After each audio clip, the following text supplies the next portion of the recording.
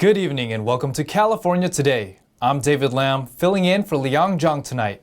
Here's a preview of some of our top stories. Coming up, a former president of the San Francisco Board of Supervisors exposes how corrupt contract bidding is handled in the city. He says it's common for people to have to deal with bribes and threats when seeking contracts. Governor Gavin Newsom unveiled a plan to forcefully commit people who are both homeless and mentally ill. An expert said that the move borders on Orwellian. And a suspect in a viral road rage incident has turned herself in. The vehicular altercation allegedly took place after she blamed a driver for cutting in line at McDonald's. When bidding for a contract, there's already the difficulty of competing with one another. To make it worse, one city public defender says government officials in San Francisco undermine the system by extorting potential contractors. Matt Gonzalez, public defender and former president of the San Francisco Board of Supervisors, told California Insider that some San Francisco city officials are extorting contractors for money by threatening their jobs. The culture at City Hall has certain rules in place that allow a bad actor like Nuru to manipulate so that he can force payments. Following a lengthy federal investigation, Mohammed Nuru in January admitted to receiving bribes from multiple contractors in exchange for securing city contracts and expediting permit approvals. He uses an extortion move to basically make them give him money, otherwise he's going to interfere in their ability to retain the contract or to complete the contract without ending up with problems, liquidated damages and things like that. Gonzalez said, in a fair process of bidding, contractors are competing against one another, and the lowest bidder, who's already qualified, will be given the job. But there are ways to undermine the system. There are two ways to undermine that system. One is to argue over technical points of the bid that you put in, to allege that your bid should be disqualified because it's quote-unquote non-responsive. He says in other cases, even after a contractor wins a bid, city officials can legally deny the bid for no reason. Gonzalez explained that current laws allow bad actors in city government to threaten bid denials to extort money from a contractor, or simply rebid a contract if the preferred bidder was not chosen. The head of the agency wanted the other people to get it. And so these other people were politically connected, and so they just rebid the whole job. While he was a supervisor, Gonzalez attempted to create a commission that oversees the Department of Public Works and its decision-making on contracts. His goal was to prevent corruption, like in Nuru's case, from happening. To hear the full conversation, visit California Insider on the Epic Times, Epic TV, or YouTube. Major cities in California are in a homeless crisis. The governor has proposed that some homeless individuals with mental illnesses may be forced to receive care. I spoke to one expert who is skeptical of the change. Governor Gavin Newsom unveiled a plan on Thursday to combat homelessness and mental illness. He proposed court-ordered care focused on housing and medical services. The individual is unwilling or unable to commit to following through on that plan. There will be the capacity to move into a different category of care and support, more traditional along the lines of what we have today through our LPS and conservatorship system. Community Assistance, Recovery, and Empowerment Court, also known as CARE, seeks to get homeless individuals off the streets and into housing and mental health treatment for up to 24 months. Several mayors of large California cities said they're looking forward to working with the governor on the plan. Knowing the heartbreaking fact that that person will just be returned to our streets 72 hours later, they actually can now enter a plan of care and a plan of housing. Newsom's proposal would require all counties to set up a mental health branch in civil court and provide community-based treatment to those suffering from psychotic disorders. People would be obligated to accept the care or risk criminal charges. Newsom said conservatorship might be necessary as some individuals are unable to make informed decisions on their own due to mental disorders. Zach Southall, the founder of a homeless outreach group, Charity on Wheels, tells NTD he understands the direction, as it's difficult to help those that are mentally ill. In my experience, just in dealing with mentally ill folks on the street, we've had a lot of people, for instance, that we've worked with, that we've tried to get help through different avenues, mental health, working with them, trying to get them into a facility, getting them into a facility, and then they just leave. But he's concerned about potential abuse and personal freedom. Things are these days, just if I don't agree with you, I could say you were crazy, and now I can forcibly, put you into a program. That sounds kind of scary. That's kind of Orwellian to me. That's terrifying. So I can see it from both sides.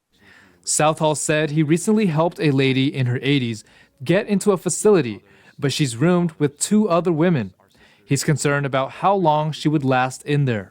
That's cramped space when you're talking about someone who's been living on the street with freedom for a long, long time. Open spaces, open air. The program comes as 150 homeless individuals reside in the state, while the state budget allocates $12 billion to address homelessness. David Lamb, NTD News, California. As most of California is dramatically loosening COVID policies, dozens of employees in Northern California are suing their county for what they say is an unlawful vaccine mandate. They are also seeking an immediate injunction. NTD's Eileen Ng has the details. A group of Santa Clara County employees called Unified Santa Clara County, or Unified SCC, filed an application for a temporary restraining order and preliminary injunction against the county on Thursday for depriving them of their jobs during the COVID-19 pandemic. Unify SCC consists of members whose religious beliefs prevent them from taking the COVID-19 vaccine or booster. Santa Clara County, James Williams, and Sarah Cody violated their First Amendment rights by not providing them religious accommodations and instead relegating them to unpaid leave for not taking the COVID-19 vaccine and booster, even though they offered reasonable accommodations to similarly situated employees for medical reasons. Gondero says most are healthcare workers and some had to sell their house because they don't have an income. In January, one healthcare worker told NTD she had to move to Texas to find work because she was not updated on when she could return to work. Later, she learned her leave was extended until March 31st. Before we received the boot, they were making us test twice a week to make sure that we were negative since they were so afraid of us. We would test negative. After winter break, the state's health department allowed healthcare professionals to keep working after testing positive for COVID-19 if they don't show symptoms to address staffing shortages in the healthcare industry. Now they are having vaccinated positive employees come to work to spread the disease, and yet we can't come to work proving that we're negative time and time again, week after week. So it just doesn't make any sense. After the temporary restraining order was filed, the judge expedited the hearing date to next Thursday at the San Jose courthouse. A decision is expected to be made then, and the plaintiffs would know if their jobs would be restored. Eileen Ng, NTD News, California. On Thursday, a massive boulder fell on U.S. Highway 50 near the Sierra. Crews have been at work since the early morning to clear the road, especially after the explosion.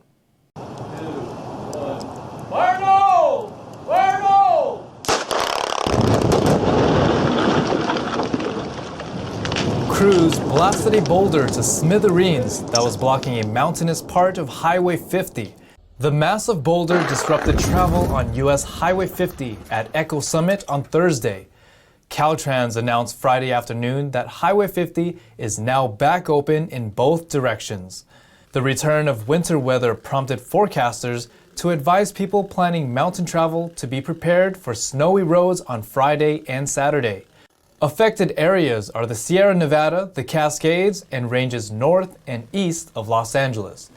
The late season storms follow very dry weather in January and February that left the Sierra snowpack far below normal, renewing calls for water conservation.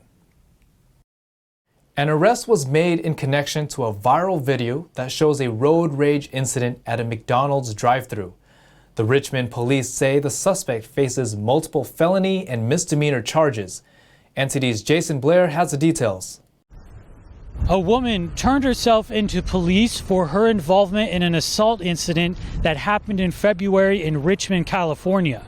The woman can be seen on a video yelling, throwing objects, and then ramming into the car of a mother with her children inside.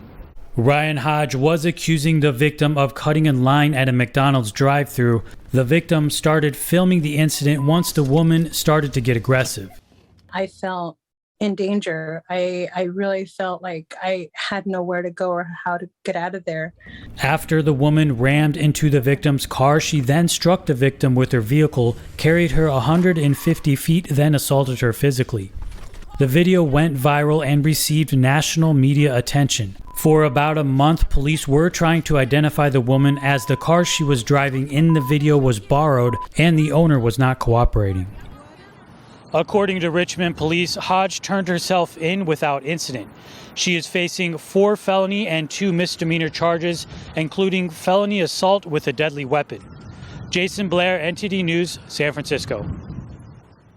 A Northern California woman was arrested Thursday for allegedly faking her own kidnapping. 39-year-old Sherry Papini of Redding was arrested on March 3rd. She is facing charges of lying to federal agents and defrauding the state's Victim Compensation Board of $30,000. Papini was reported missing on November 2nd, 2016. She reappeared 3 weeks later on Thanksgiving Day. But authorities say she was hiding with her boyfriend in Orange County.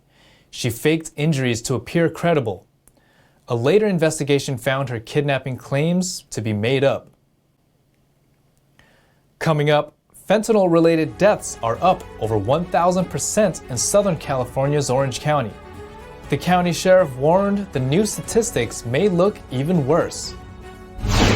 And California is looking at a worse-than-normal fire season starting in June. We'll take a look at what the parched Golden State will be facing this summer.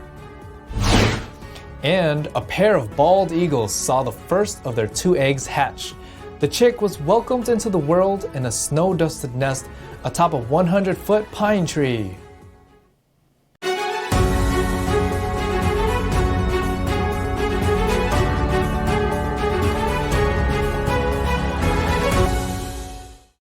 At a Thursday public safety panel on the fentanyl crisis, Orange County officials say fentanyl-related deaths have spiked over 1,000% in 5 years. In 2020, over 1,400 lives were lost. During a public safety panel meeting, Orange County officials discussed the current fentanyl epidemic plaguing the community. It seems like every single day we hear in the news about another fatality. Often are young people.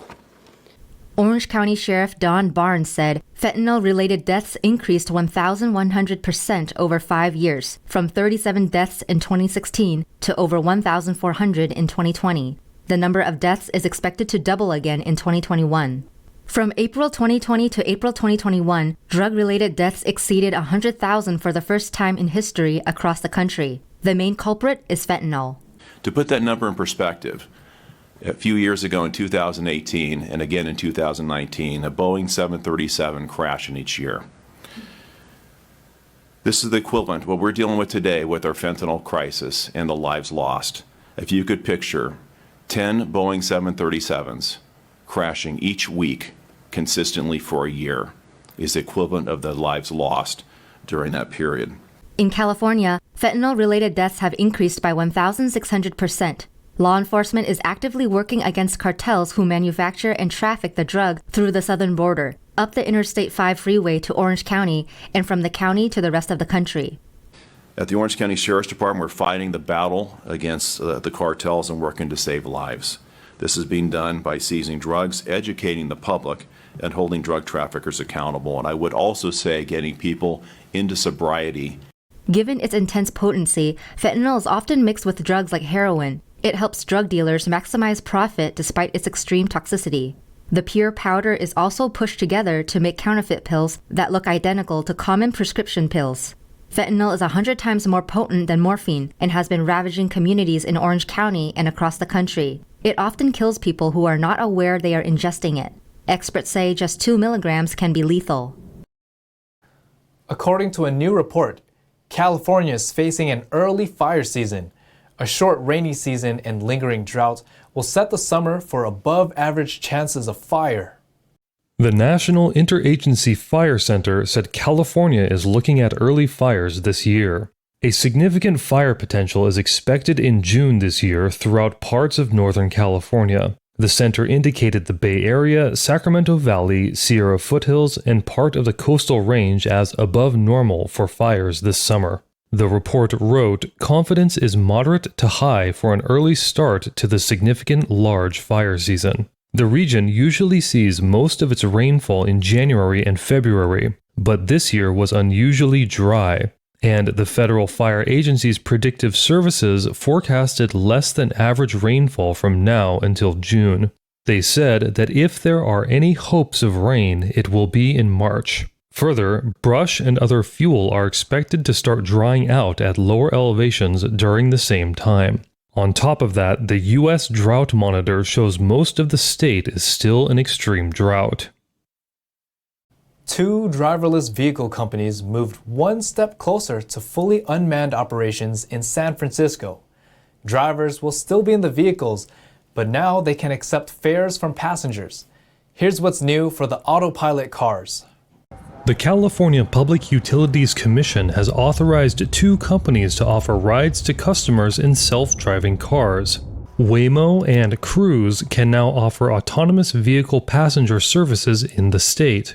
Both companies previously provided passenger service under the Drivered Pilot program. They could pick up passengers but were prohibited from ride-sharing and collecting fares.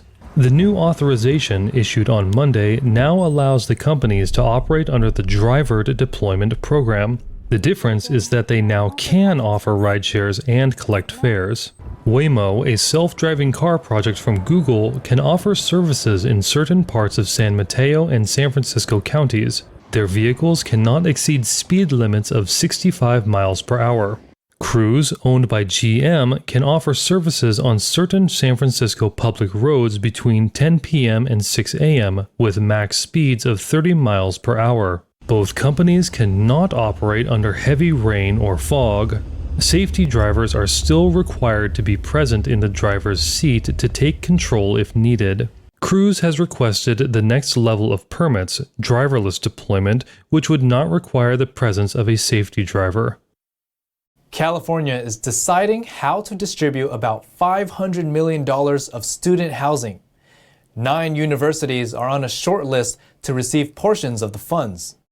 The state's Department of Finance recommended that 9 universities receive portions of $480 million to create housing for over 3,500 students. The schools are UCLA, UC San Diego, San Francisco State, San Diego State, Imperial Valley, Fresno City, College of the Siskiyous, Ventura College, and Sierra College.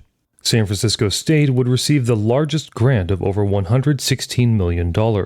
750 additional students would receive housing. UC San Diego's project would create housing for over 1,100 additional students. 75 additional colleges are on a planning list. One is UC Berkeley, but it was not on the short list. UC Berkeley was recently ordered to deny admissions to 3,000 students due to overcrowding in the city. The legislature will finalize the list in June. For 2 months, a couple bravely battled the winter snow and winds atop a pine tree. The feathered pair of bald eagles have been tending to 2 eggs that are now getting ready to hatch. Video footage on Friday shows the eagle pair, a male named Shadow and a female named Jackie, caring for a newly hatched chick. The gray and fuzzy chick hatched in a snowy nest atop a pine tree about 145 feet above the ground in the Southern California mountains. Friends of Big Bear Valley, which operates a webcam at the nest, says the chick was born Thursday afternoon. The pair of eagles laid 2 eggs. The first was on January 22nd, the second egg was laid on January 25th and is expected to hatch in a few days. Last year, the pair also laid 2 eggs, but neither chick survived. Now to Entity's Thomas Christian for an update on sports.